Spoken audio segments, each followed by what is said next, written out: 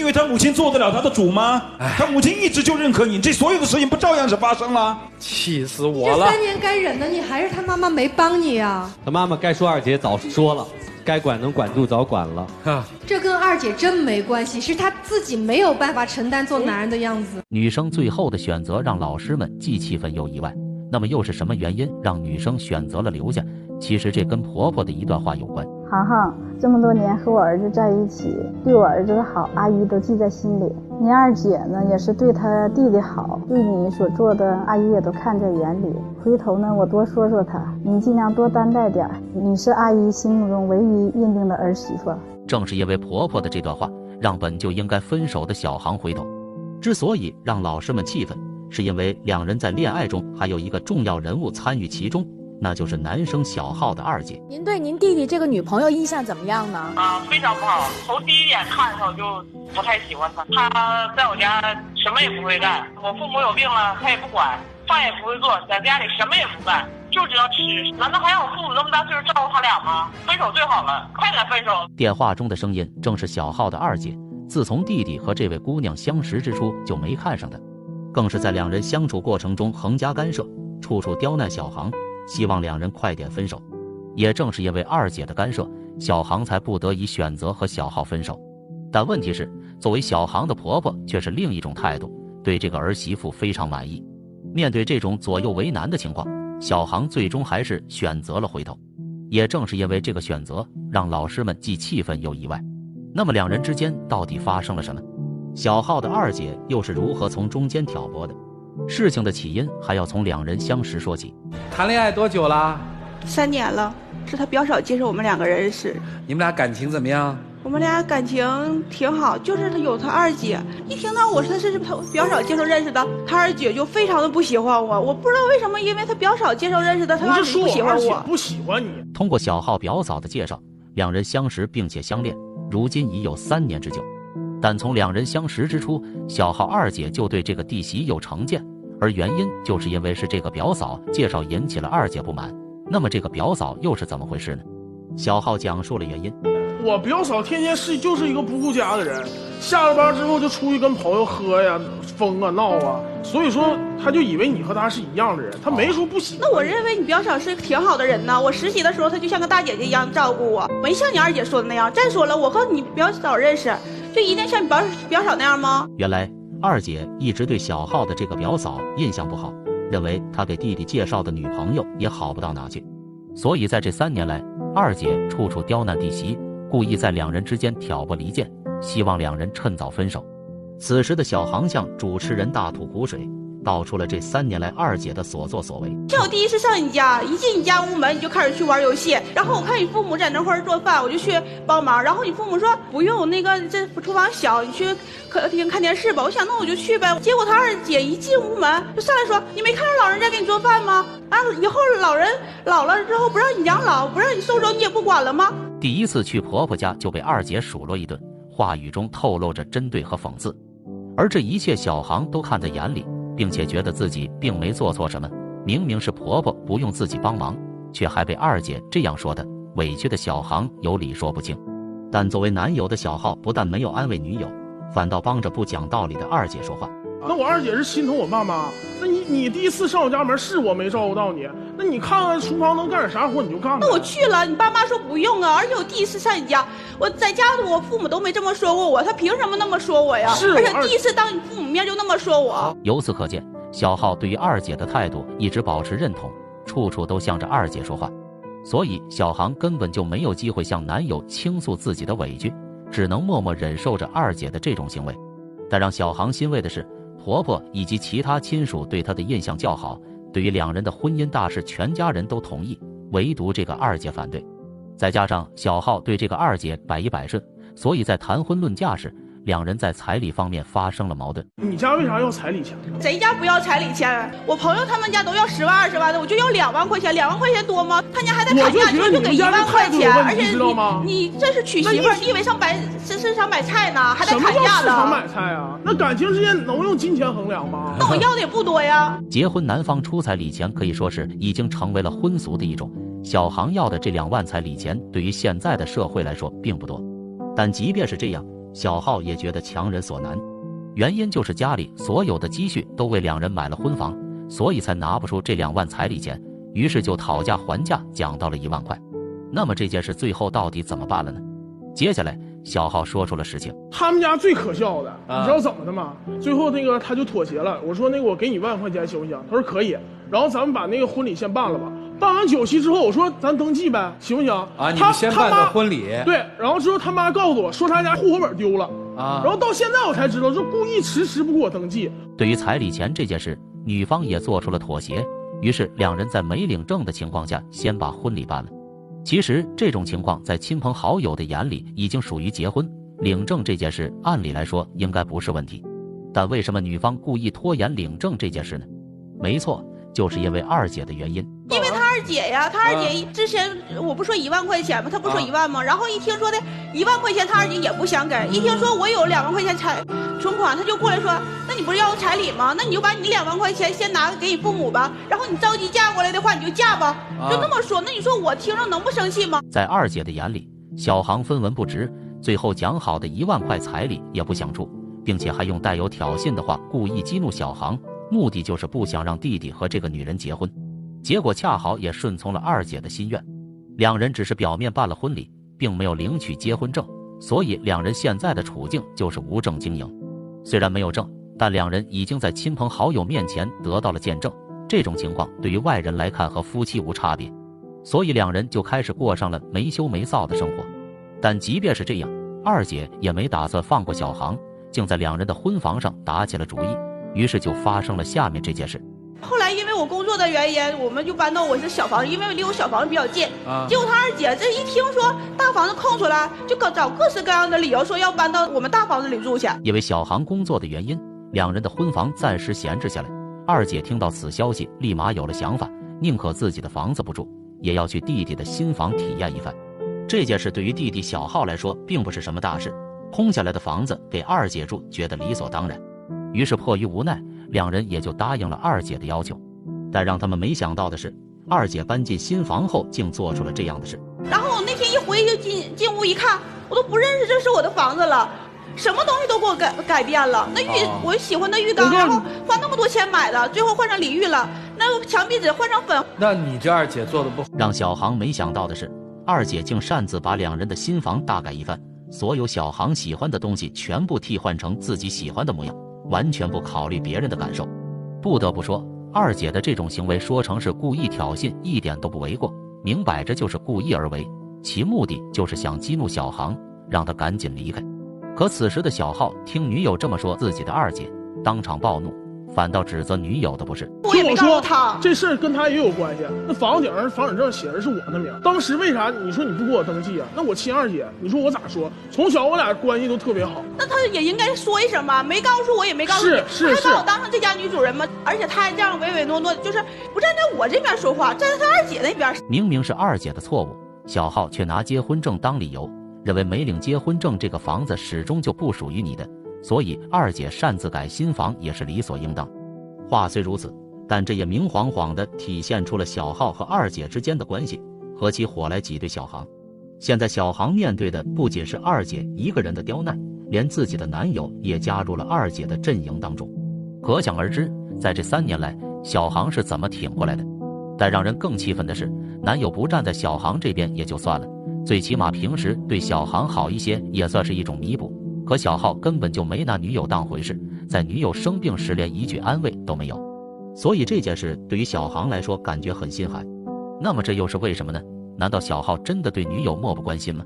我大姐从那个北京回来，第2天就要赶飞机，1年就回来这一次，是不是？那我们全家人聚会，她就赶那天得病了。大姐1年回来一次，正好赶上女友在这个时候生病，所以在这种情况下，小浩还是选择了和家人团聚。不过这件事对于小航来说可以理解，并没有过多的去指责男友。而让小航不能理解的是，二姐在他生病这段时间里，再一次向他发起了攻击。中间他父母也生病了，然后他二姐什么事都没有，就是你说开个茶馆挺闲的，然后不照顾父母，送到我这儿来。你说我白天上班，晚上呢还得打针，根本没时间照顾父母。然后他二姐打电话说：“哎，你不知道照顾父母，娶你到家有什么用啊？”给我又一顿说。恰巧不巧的是，在小航生病的这段期间，公婆也生病。于是二姐就借此机会再一次为难小航，让一个生病的人去照顾生病的公婆，而二姐自己却悠闲自在。所以说这件事对于小航来说实在是没有能力做到，也正是因为做不到，才让二姐抓到了把柄，硬生生地给小航扣上一个不孝敬父母的罪名。而此时的小浩见此情形，再一次为二姐辩解。是不是我二姐不是那意思？我二姐那意思说，以后她要是不在我父母身边，我父母正好是病了，看看你能不能好好照顾照顾。那如果我要是没生病的话，我是不是会好好照顾你父母？会不会给你父母做饭？我就认为你二姐在挑我，就想把咱俩别分手了。二姐在这个时候考验小航的孝心，不得不让人怀疑是故意而为。此时的小航也感觉到了二姐的别有用心，认为她就是在故意找茬，想让两人尽快分手。但二姐的这些计谋始终未得逞，反倒让婆婆对这个儿媳另眼相看。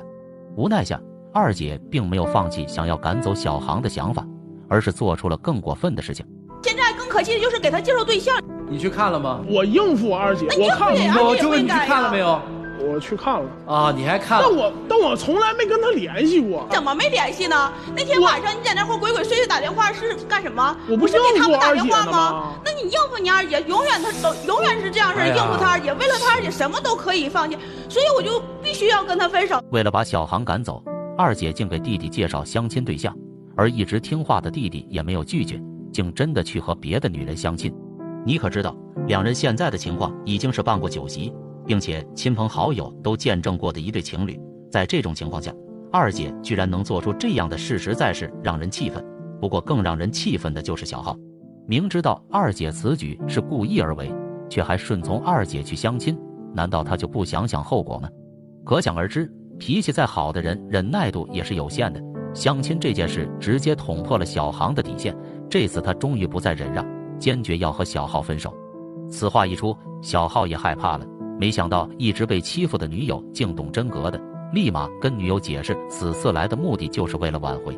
我这次来的目的就是想和你挽回咱俩之间的感情，你说你这么跟我吵干什么呀？所以我就说要跟你分手吗？你是想挽回是吧？对。你觉得你有什么做的不当的地方吗？我承认我可能是有一丁点的小毛病吧，一丁点的小毛病。虽然男友认错的态度不是很好，但这些根本不重要，重要的是二姐现在的态度。本来节目组是想请二姐来到节目现场，可因为种种原因只能留下一段录音。那么接下来就听听二姐对小航的看法是否有所改变吧。您对您弟弟这个女朋友印象怎么样呢？非常不好，从第一眼看上就不太喜欢他。他在我家什么也不会干，我父母有病了他也不管，饭也不会做，在家里什么也不干，就知道吃。难道还让我父母这么大岁数照顾他俩吗？分手最好了，快点分手。我弟这人是个挺好的小孩，人特别善良，你知道吗？我就希望我弟弟找一个比他强，我也可以给他介绍。简短的几句话可以看出，二姐至始至终都不待见这个弟媳，一直盼着两人赶紧分手。二姐在录音中所指出的这几件事，也正是我们刚才说的那几件，都是二姐亲手策划的阴谋，目的就是想让小航离开自己的弟弟。视频看到这，真是让人想不明白，两人到底有何深仇大恨？为什么就非得针对小航？和平相处怎么就那么难吗？那么既然这样，还是借鉴一下老师们的看法吧。我就想问你，第一个，你觉得二姐住到你们家，把你们家所有的东西都拆了，做的对还是不对？这件事儿什么，的确是我二姐做的不对。那这件事情你有去跟二姐说过吗？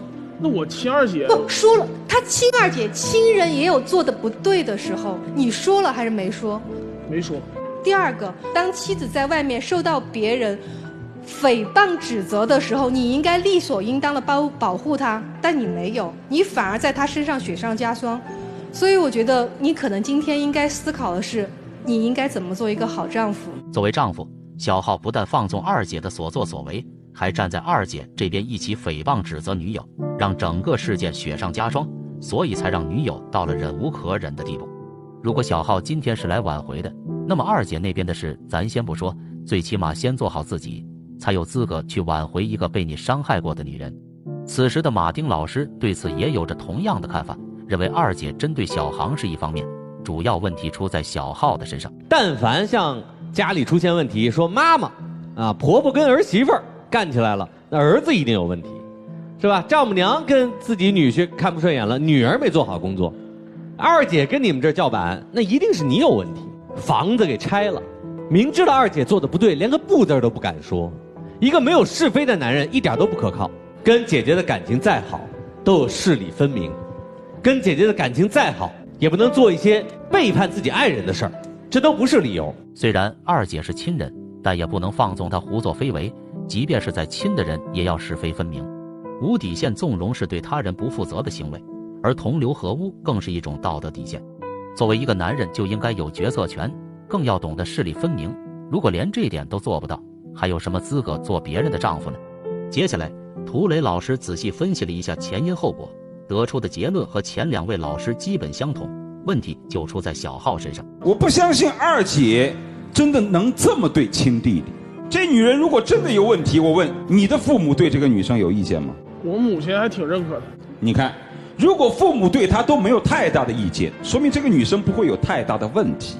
而为什么一个亲二姐是希望自己弟弟幸福的二姐，在双方在当地摆过酒席之后，采取如此极端的方式，蓄意的破坏，还去介绍所谓新的女朋友给你认识？经过涂老师的分析后，问题所在一目了然。一个连自己父母都喜欢的女生，说明这个女孩肯定没有太大的问题。既然没有问题，那么对于一个亲二姐来说，对弟弟肯定也是如同父母一般，想让自己的亲人找到幸福。可为什么二姐却偏偏采取如此极端的方式去蓄意破坏两人的感情呢？所以说，问题就出在小浩身上。而接下来，涂磊老师又了解到一件不可思议的事情，更加断定了自己的判断。那么到底是什么事呢？前后大概聊了几个？10个左右。我的妈！我几乎敢断定，你在你二姐面前也同仇敌忾的说过她的不好。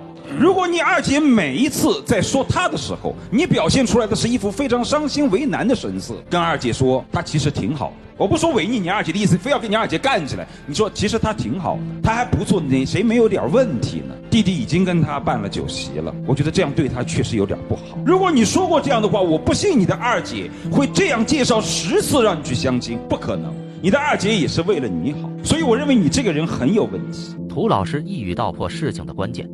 二姐一次次的诽谤污蔑小航，而作为丈夫的小浩不但袖手旁观，反而同流合污，一起挤兑自己的未婚妻，并且还做出了更过分的10次相亲。无论从哪方面来看，小浩的所作所为和二姐无任何区别。既然是这样，也就证明了小浩对未婚妻态度和二姐的看法相同。甚至在二姐指责自己的未婚妻时，小浩在一旁添油加醋都有可能。所以老师们一致认为，小浩对这段感情根本就没有信心，不然也不能造成今天这个局面。此时的小浩也感觉到了自己的做法不对，在黄金60秒钟，两人说出了心里话。我觉得这期间我做的一些做法的确是有点不对，但是我觉得我自己真是很懦弱，但我希望你能珍惜咱俩这3年来的感情，我真是很想挽回你。你说这些都没有用，除非你二姐能改变，但是我感觉你二姐不会改变，就像她刚才也说了，她还是一直认为我很不好，所以咱俩没有办法在一起。面对小浩的认错悔改，小航已经不再相信，并且认为二姐才是两人和好的关键。只要二姐不改变态度，小航就坚决不回头，执意要和小浩分手。由此可见，小航到现在也没弄明白事情的源头所在。其实老师们已经说得够清楚了，问题的源头就在小浩身上，可小航不理解，那就没办法了。不过从现在的情况来看，两人和好的几率不大，小航的态度已经十分明确。但就在这时，一段录音改变了小航的看法。航航这么多年和我儿子在一起，对我儿子的好，阿姨都记在心里。你二姐呢，也是对他弟弟好，对你所做的，阿姨也都看在眼里。回头呢，我多说说他，你尽量多担待点，你是阿姨心目中唯一认定的儿媳妇。没错，这段录音就是婆婆对她说的话。也正是因为这段话，小航改变了自己的想法，最后竟选择留下和男友继续在一起。这个举动可把老师们气坏了，之前的话全都白说了。姑娘，你想清楚了吗？你真的想清楚了？你以为他母亲做得了他的主吗？他母亲一直就认可你，这所有的事情不照样是发生了？气死我了！这3年该忍的，你还是他妈妈没帮你啊！他妈妈该说二姐早说了，该管能管住早管了。这跟二姐真没关系，是他自己没有办法承担做男人的样子。这个结果让老师们既气愤又意外。气愤的是女生竟因为婆婆的话选择回头，而意外的是，老师说了这么多，她竟然没听进去，就这样稀里糊涂地走了出来。不过从小航的表情来看，他似乎有些后悔自己的选择，但这并不是问题，因为在节目中这只是一个形式罢了。如果小航真的明白其中的含义，希望他在现实生活中能够看清事实，再做出最后的选择。好了，视频看到这也该结束了。关于这件事大家怎么看？欢迎评论区留言讨论，咱们下期再见。